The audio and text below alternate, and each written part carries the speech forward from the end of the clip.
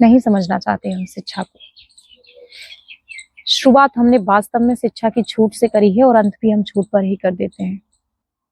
School एक विद्या का मंदिर होता है और उसकी देवी होती है माता सरस्वती, जो कि विद्या की देवी है। हम सब विद्यालय में शिक्षा ग्रहण करने जाते हैं क्योंकि हमारा जीवन कुछ बेहतर हो सके, कुछ बदलाव आ सके, कुछ सीख सकें। लेकिन जरा गौर करिएगा, जब हम सुबह सुबह जाते हैं तो क्लास 1 से लेकर 12वीं तक एक प्रक्रिया है जो लगातार चलती है, जिसे हम सरस्वती वंदना कहते हैं। यानी सुबह खड़े होकर प्रार्थना करते हैं, वो प्रार्थना जो माता सरस्वती को समर्पित है। लेकिन कभी किसी शिक्षक ने हमें ये नहीं बताया कि वो प्रार्थना क्यों करी जा रही है, उसका महत्व क्या है।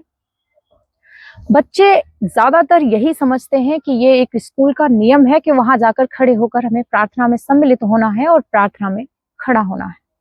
प्रार्थना गाई जाती है, हमें गाना है, बस। क्योंकि अगर सच में तुमने सरस्वती की वंदना करी है विद्या के मंदिर में खड़े होकर, तो ये हो ही नहीं सकता कि तुम इतनी बेईमानी भरी जिंदगी चुन लो। हम माता सरस्वती से कहते हैं कि वो हमें एक बेहतरीन इंसान बनाए, लेकिन या तो वो लोग जो पढ़े हैं, जिन्होंने वंदना करी है, वो झूठे हैं या फिर वो बेईमान है।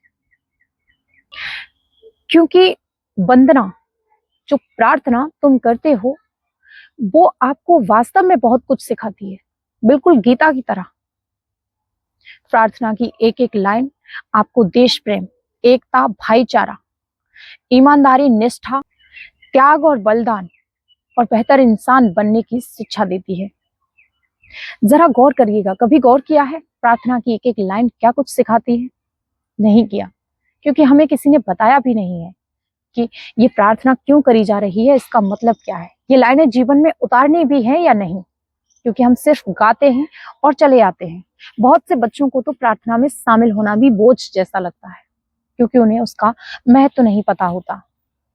वास्तव में शिक्षा की जो शुरुआत होती है वो प्रार्थना से होती है। और मुझे लगता है कि सब बच्चे सिर्फ नासमझियों से कर रहे होते हैं, क्योंकि बच्चों ने समझने का प्रयास नहीं करा, क्योंकि शिक्षकों ने उन्हें समझाया भी नहीं।